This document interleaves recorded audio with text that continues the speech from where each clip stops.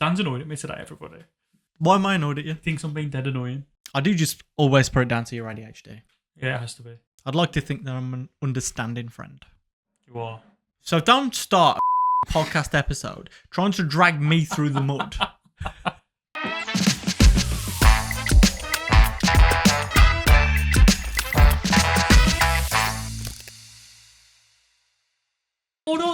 All right. Today's an interesting episode. I feel like it's one that's 31 episodes overdue. I thought we already did it. I think it's one that we've tried to do naturally throughout every episode. Yeah. And that is tell the story of us. The story of us. Sounds like a film, doesn't it? It's also a Taylor Swift song. Is it? Yeah. She's back. She's always here. She's always in our hearts. She's in your heart. Always. Yep. There we go. Get a little chops in there, look. Yeah. Her little face. Boom. I don't think he's little though. She's like 5'11". So She dances like a broke skeleton as well. you're a rascal, you are. She's got no rhythm, man. You've got to admit that. I ain't admitting anything. She lacks rhythm. Keep her name. Slaps me on the podcast, cleans the headset off my shoulders. That's, yeah, history of us. Like I said, we've tried to do this over every episode, and maybe we have. Maybe for those people who have been here for the last 30 episodes, The loyal ones. the real ones, Oh, geez. they will very much have an idea about our story together. Our friendship. But I mean, for those who are only now jumping aboard this train that is the Boys Cry 2 podcast, we just wanted to dedicate some time to allow you to get to know us a little bit more and to know where, we came from in terms of this friendship, this partnership, or where it started. So, if you'd indulge us. I thought you had some music to play then. Like a flashback music. No. Put that in. Straight up. I won't be doing that. No, that will not go in the edit. So where did it begin, mate? Where did it all start? And I want you to be as granular as possible. Because I have a version of how it all started. Oh, really? No, I want to hear your version then. Because mine's probably going to be quite boring if you've got a real core memory of it. No, I do. It's I remember a circumstance and a conversation and a lesson. So it was our very first day of college. Yep. Jesus, what year would it have been? 2012? 12, yeah. Very first lesson, end of August 2012. Media studies. And naturally, when you're breaking students in who study media, you talk about film. Yes, sir. And, I'd like to think that I'm pretty knowledgeable about film. Back myself in any film quiz. Any knowledge-related activity that is about film. And yeah, I think we were doing a quiz. I think we were playing a game. I can't remember. Seen It, I think. Yeah. And there I am on my team, smashing them all out, Keep coming. A, B, A, C. And then late walks in this platinum-haired Late? clown. Clown? Sits on a team at the opposite end of the classroom. And started answering questions that I potentially didn't know. And what was the questions on? Do you remember what film it was? That was just donning knowledge. No, but do you? Yeah. Was it Back to the Future? Nope. No. What was it?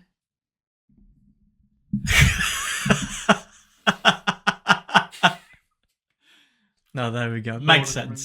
It makes sense. But yeah, there was that initial kind of, oh, here he was this. Yeah. But then I think we got partnered together after that on a project, the very first project, and then Adaptation. the Shining adaptation we had to shoot on film. But that was it. That was the first project. That was the first project that we worked on in college. It was the first time that we really got to know each other, and yeah, it just kind of, for me anyway, it just set the house on fire. You know, it was electric. Very like-minded. Yeah, that's when we got, we bonded over our love of film. Obviously, not only like just talking about our favourite ones, but making them. And I think that's when that hunger first started. Yeah. And we realised that we were on the same page with the vast majority of things in the work that we're doing. It was the hunger to wanting to succeed as well. Like we both had like a fire in our bellies to achieve and do well in film. And be the best. And be the best. You know, we formed a partnership pretty early on. From that first project, all the projects that we worked on, bar one, I think, we worked on together. Yeah, you know, it was a partnership. We were making our films and we would strive to be the best. You know, if we saw someone else's film, which we did on numerous occasions, and I think it is quite literally as cringeworthy as watching the film, and then once it ends, we look at each other at the same time and just not say anything. We just looked at each other like, okay, this is the benchmark. And then purposely go out and smash it out of the park. We just started making cinematic masterpieces. I wouldn't say masterpieces. They were good for the time. But they were to us. Yeah. You know, the first things we were making, they were special to us. You know, we felt like they were so good because it was, progressing our knowledge and progressing our skills. But, that was the foundation of things. And then, things only moved from there. I feel like that was the basis for the rest of our friendship together and our life. Because after that, we then moved to university together. Yeah. Same uni. Yeah, same university, same house that we were living in. Let's go to the same uni. Who does that? Just because we wanted to keep that partnership going. Yeah. Making these films together, having fun. Yeah. But then I think when it got to university, that's when it started to be less about film in terms of making film. Yeah. Obviously, we were still doing it. It's what we studied. It's what we graduated in. It's what we were paying to study. Yeah, what we were paying. Which we could have all learnt ourselves. Yes. With a few YouTube videos. But then, I felt like in those moments when we were living together, that's when the friendship really started. What I like some of the fondest memories of living together in uni. What was your, idea of that? When you think back to that, what do you think of? Just the sheer camaraderie of just playing COD. Call of Duty and Fallout 4. Fallout 4, like building settlements and like we were sitting in our living room or standing in the kitchen discussing ideas, which still creates a buzz within me now, is like when we discuss like script ideas or like film ideas or concepts, wherever it may be, like, or even content ideas for this. Yeah. To me, it's therapeutic, and I get a buzz from it. It like lights a creativity in me. Like if I feel like my creativity's soured, like one conversation with you over talking about an idea, it'll just go, okay, we're going again now. I need that bit of fuel, that little bit of. We were saying last night, it's like I feel like I'm a good collaborator, and it fires in my belly when we bounce off each other. So those are my fondest memories.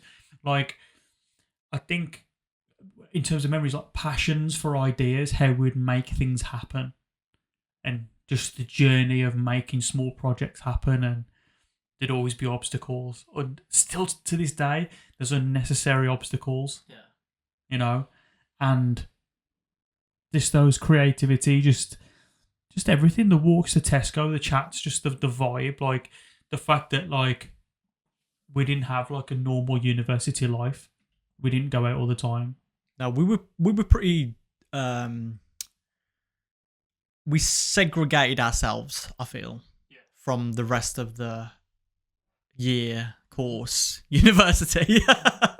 We were more than happy staying at home for the vast majority of the time we were there, just doing what we wanted to do together. Whether that was watching old wrestling pay-per-views, whether that was playing Call of Duty and Fallout 4, eating kids' dinners. Kids' dinner, council tea. So like smiley faces, chips, beans. And like turkey dinosaurs. Turkey dinosaurs, yeah. That sort of vibe. That just fell off the wall. Keep that in. I'm going to put it back up right now. Do it. Ready? These things have obstacles. Wow. Hopefully that wasn't some kind of message that this friendship should stop. Podcast over. That's the corner. Unless he's dead air. Sorry, guys. I'm just looking at this struggle here. I was saying, I'm watching the whole room move as he's trying to put this on the wall. There we go. It's nearly up. Nearly up. Stay with us. Right. There we go. Oh.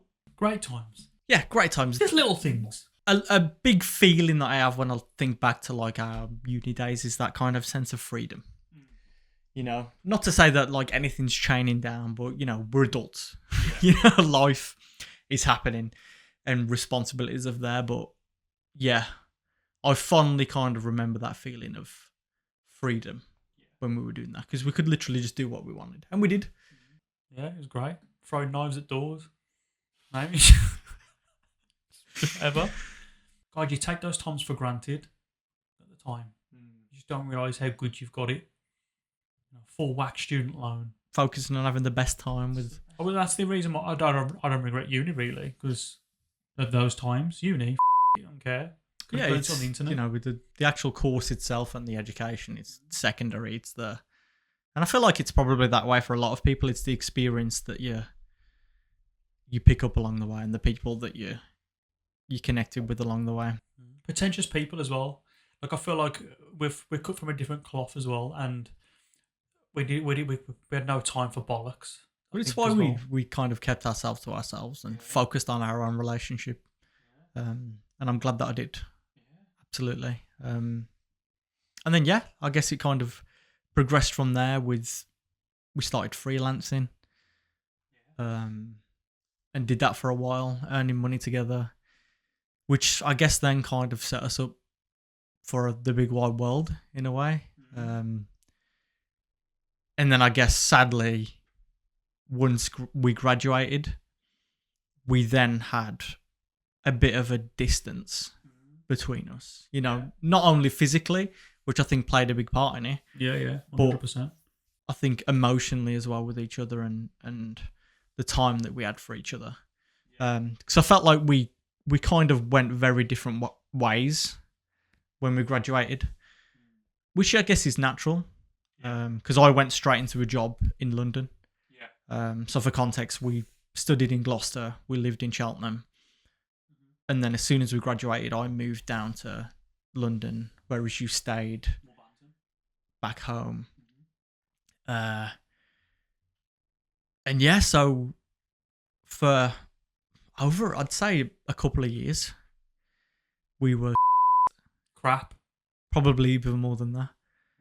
You know, whilst I was sinking into a pit of depression with hating what I was doing. And then, you know, so I mean, hating what I was doing, I've spoke about that a few times, you know, with 2 hour each way commutes into a job that paid pennies. Absolutely hating my life, spiraling into a place that really didn't want to be. Not vocalizing this with you, but then also not knowing what you were also going through as well. Floundering, didn't know what I was doing at all. And it's like, I was straight into a job as well, ITV. I was straight into a job then. That up. But you were going through, you know, that was a period where you were going through something pretty massive as well at the time. It was kind of like leaving home for the first time. I imagine when people leave their, like a normal family. Like, yeah, mum and dad say she stay with mum and dad. I feel like I left that at uni. And it's like, it's when I first became an adult, I'd say, with responsibilities, trying to find my feet, trying to find a job, trying to fend for myself. You know, when I was with like my ex-partner, didn't have a family a lot anymore to rely on. And it was kind of like just finding my feet. The ITV job up. And then I was kind of just working jobs, trying to stay with it mentally, wrestling a little bit. So yeah, we just kind of. I think you came and saw me once, right? Yeah, towards the end of it was about early 2019, maybe. 2018 it was. I had like my mental breakdown. Moved back home, quit my job, moved back home for a year, and I think we might have seen each other once, Is that? twice. But it was almost like, I don't know, this is probably cringe and cliche to say, but it was almost like passing ships in the night, you know? So I'd moved back to my parents just as you were starting another chapter of your life. Yeah. So I'd moved back from London, back to the Midlands, no job, no prospects, no nothing. Very much kind of in this pit, whilst you, again, were moving into an incredibly positive time of your life. On the face of things. I think it was when I met my wife, wasn't it? It was like April time, 2018. Met my wife, and that's obviously when you get into a new relationship, it's kind of what you really focus on. It's what you really care about. You put all your emotion into that, you know, and then that's your focus, and everything else kind of goes on the back burner, including like friends, and it's just what happens. Like a majority of people, when they get into relationships, like friends, like. Not intentionally, but they just kind of fall to the background because you've got a new strong emotional connection to somebody else, and it's weird that like we lived like 20 minutes away. Really, just never really saw each other. It's mad. And then I just shot to Doncaster in the September, which then doubly compounded things. So, you know, the distance was there again. So then, you know, we spoke about it a couple of times around, you know, that feeling of not having the capacity to really think or care for anyone who isn't in your immediate surroundings. So I think that kind of come into that, sadly. And then, yeah, it kind of went that way for, again, probably another couple of years. Not really messaging too much. Through, you know, a myriad of things. I mean, I locked myself away for a year to kind of work on myself. You started a family. Then I kind of got in a position where I was ready to go back to work. So then I found myself moving back down to London, which then, again, doubled the physical distance, as well as halving the time that I would have had to have put into anything. It's mad, isn't it? Yeah, like I said, it went like that for another couple of years until quite recently, to be honest. Yeah, it was, yeah. I think this, like we said, like this gave us the excuse to just reconnect. And I had tickets to see Tenacious D and just wanted to invite you. You know, we'd got a lot better with our communication. You know, we'd start messaging more and FaceTiming more. Gradually, that came over time. And then, you know, I had tickets to Tenacious D. We went and saw Tenacious D together. You come stayed at mine. And yeah, we found ourselves sitting on my terrace, where then I opened up to you for probably the very first time in our friendship that we spoke about mental health, which is up that it took 12 years. It's mad, isn't it? For us to be honest with each other about the way that we're feeling and what we've been going through. And then, yeah, I feel like we really did connect over our mental health. This is obviously where this spiraled from. You know, thinking to each other, if it took us that long, how long is it taking other people? And sometimes I think it takes an excuse to create something. So it's an excuse to bond more. Absolutely. To meet, and whether that's something creative or it's a hobby or, you know, creating that thing that forces people to come together is, you know, this is why this is so important, because it's, positivity, trying to create a positive message, but it allows us to come together and, you know, be creative, have a conversation, and more importantly, just meet up a lot more. It's almost like that accountability for the friendship. Like, we have to talk to each other. Yeah. But by saying that, I'm not saying that I, you know, have any grievances towards that, because I'm grateful for that. I'm grateful that we have a need to talk to each other. Because it allows us to talk to each other and be open with each other, which we absolutely need. And it's one thing that I'm massively grateful for the podcast is that we talk to each other on a daily basis now, which we never did. And I feel like things are in such a strong place. Like, you hear it all the time. I wouldn't change anything for the world. I mean, don't get me wrong. I wish for that kind of half period of the friendship that we did talk every day because we needed to. We were both in such strange places and dark places, low places at points, and we never had a clue that we were in those. So maybe we wouldn't have struggled. Yeah. So this is the kind of point, really, isn't it? It's like, hopefully, like by sharing this story of us, on the surface might just seem like, oh, we're just telling the story of us, but like, hopefully, people can take the message of our journey and learn from that. So, like, don't have distance. If there's no reason to have distance, don't have distance. Just, it's good to have that, like, extra person in your life. Like, it's why I don't like a lot of friends, because I only need to rely on one, really, who's going to give me pure 100% honesty and will give me the advice that I need, or just it's just having that extra person on your shoulder, and I enjoy that plane's going over right now, but I hope there's a banner on the back of it. Boys try to brother loving, yeah. Seems here he is again.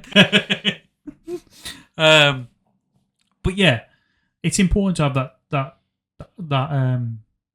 someone there. It's good that we check in a lot more now. Absolutely, it's having that person. I think it's important to acknowledge that it might take a while for you to find and realize who that person is in your life. Because DTA, man, straight up, it's hard to trust people this day. Absolutely, there's a lot of people that you are going to dedicate years of your life to, who then in the end you're going to look back and think, why? They weren't really there. Do you know what I mean? Emotionally. Some people are there temporarily for a good time, for the ride when there's a benefit of, like, pleasure or great times, or it's just, but someone who's going to be there emotionally, who's going to be there for you no matter what, who's going to tell you who's going to ask if you're all right. Like, you sent a message out, like last week, and you told me that you had a week, and it's like, for you to say that over text is a big thing, because you've said before that, like, it's a struggle for you to write a text to say, oh, I'm struggling, but you've started to get better at that, and it just shows growth, not only in you, but it just shows the unity just a little bit more. Do you know what I mean? And it's good. It's good to have that. It shows the importance of this bond to me. I mean, it took 12 years. Yeah. But what are you going to do? We're here now. So 12 years is a long time. Yeah. So I'm curious, what is your favourite memory of us?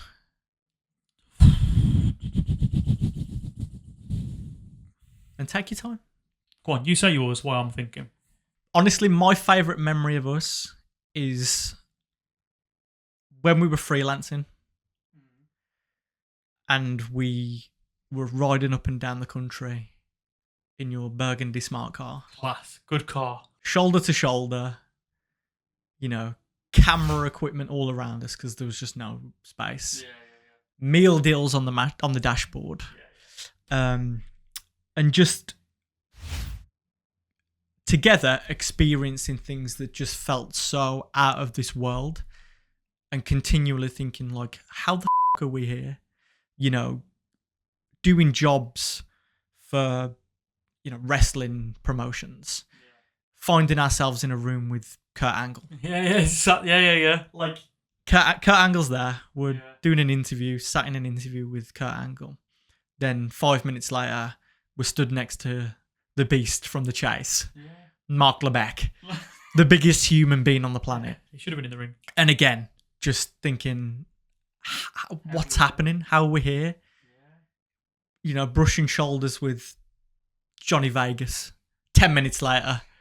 This isn't a cop-out answer, but, like, it's like you said, it's it's those moments where and they still happen to this day, where something will happen and there's that look, Yeah. and we know what each other are thinking, and then it's that feeling of like having to hold in your laughter in certain circumstances. It's sharing that look without even needing to hear what the other person has to say, because you are on such a level, and that's special, man. Yeah, those journeys were sick. Like those are my favorite things, to be honest with you. And like tomorrow, like going out to shoot social content, that's what gets me excited, because I know it's going to be like that. It's going to be picking up cameras, like, and just doing fun. It's good, man. It's a good feeling. Like I feel good when I do it. It's good that like we've got that we neglected so long. I want to move on to that. So we've had the positive. Go on. I should have probably have ended with the positive. Yeah, maybe. But I want to know as well, what's your biggest regret? Not just coming to see you more. And I know we kind of just touched on that, but like, yeah, just not making that effort to just jump on a train, or making plans, being lazy with plans, because like this, like your friendship is so important to me, and it's like knowing that you had struggles and stuff. It's just like maybe it didn't need to be like that. I just feel like there's so much we could have done, like, and I feel there's so many things we could have made. Like, I don't know. It's just it. I think that is the biggest regret, is just not spending. Is just wasting that time. Do you know what I mean? Yeah. It's just being neglectful of that time, because we could have done so much. We could have created more core memories. Do you know what I mean? And just had those nice times, or done those creative things, or just being there for each other. And maybe we would have hit that stop of being that open with each other sooner, because we lost 3 years. This could have been 3 years ago. Do you know what I mean? Yeah. What about you? Oof. I think about it often, Okay. and I don't want to shatter everyone's illusion of me when I say it, because it is Right. the fact that I didn't come to your wedding. Oh. I didn't think we'd ever discuss this. It's hard. I don't know, man. Yeah. And I've never spoken about it.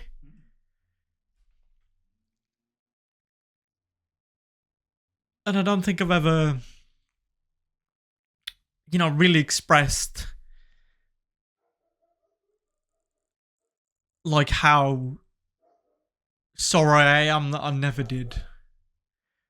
Because that's supposed to be like one of the best days of your life.